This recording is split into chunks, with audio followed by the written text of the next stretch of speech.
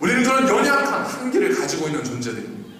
그렇기 때문에 그 한계를 극복하기 위해서는 우리가 기도, 일반적 언어로 표현하면 그것을 기억할 수 있도록 끊임없이 노력해야 된다. 한국 교회는 여러 가지 예배들이 있잖아요. 새벽 예배도 있고 수예배도 있고 목장 예배도 있고 여러 가지 다양한 예배들이 있습니다. 왜 이렇게 많아? 예, 많을 수도 있습니다.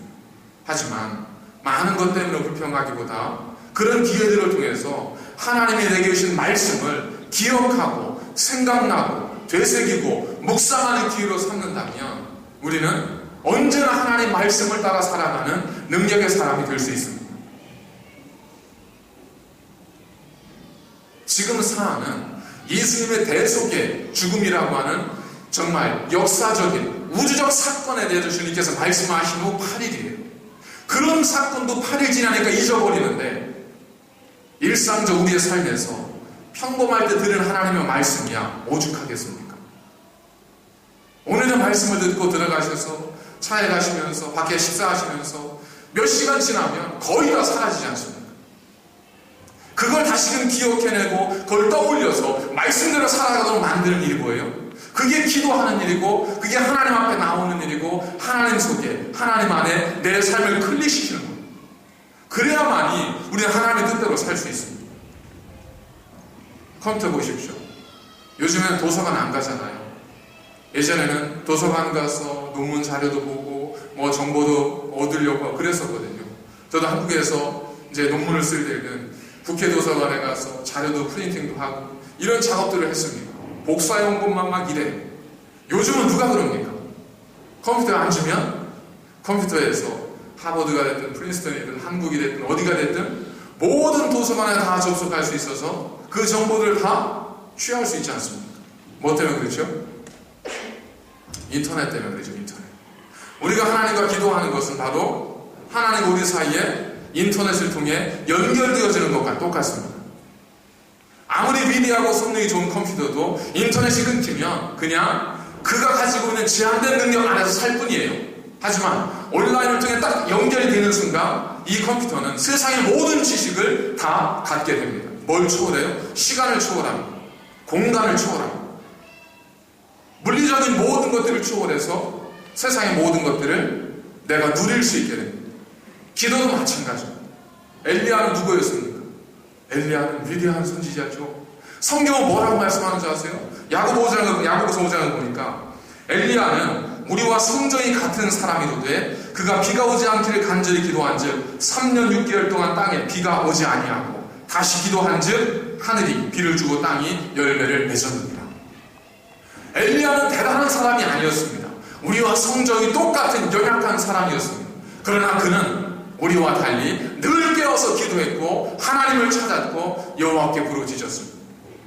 바울과 신라도 그들이 감옥에 갇혔을 때 그들이 하나님께 찬양과 기도를 놓지 않습니다. 그때 옥문이 열리고 묶였던 쇠사슬이 풀리면서 하나님의 주시는 자유를 그들이 경험하게 되었습니다. 이거 우리는 기적이라고 이야기하는 겁니다. 기적은 언제? 기적은 우리가 하나님과 연결되어질 때만이 발생합니다.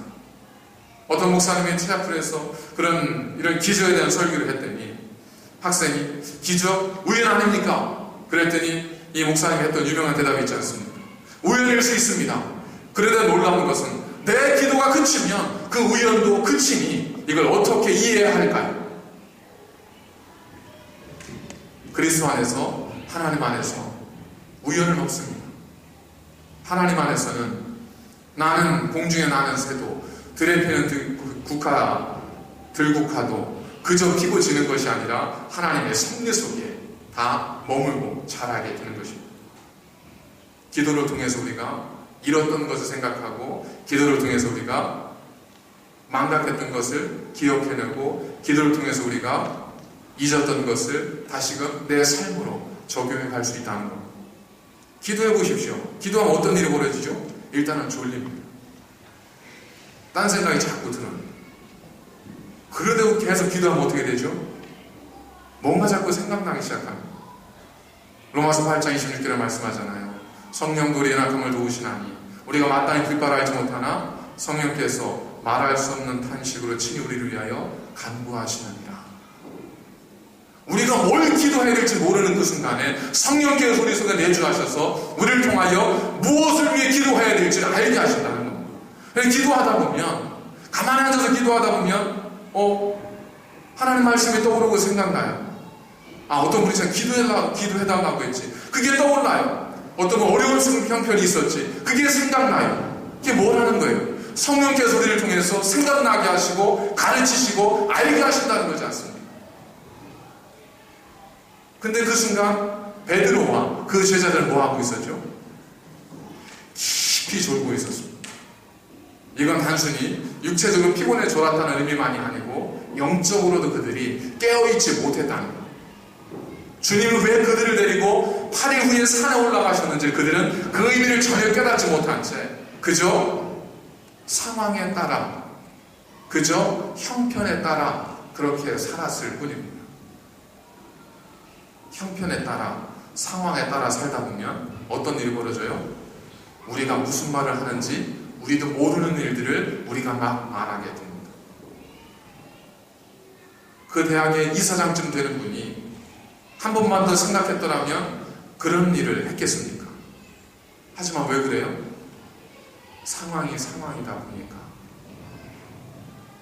그래서 우리 그리스도인들은 어떤 순간이든 하나님 앞에 무릎 꿇고 기도할 수 있는 그러한 어떤 결단이 필요합니다. 여러분, 오늘 말씀도 이렇게 눈 동그랗게 들으시고 저희 교회 교우들께서 설교를 들으시는 태도가 굉장히 좋습니다. 제가 사실 이제 다른 시드니에 있는 교회들 많이는 설교를 안 해봤지만 다른 교회들 가서도 해보고 지난주 어떤 그 신학교에 가서도 한번 이렇게 해봤는데 저희 교우들의 설교 들으시는 태도가 굉장히 좋습니다. 저희 교회 오시는 분들도 다 한결같이 그렇게들 말씀하세요. 근데 그렇다고 해서 여러분의 능력이 뛰어난 건 아니에요. 저도 마찬가지고 우리는 금세 또 잊어버리고 맙니다. 금세 망각해버리고 말아요.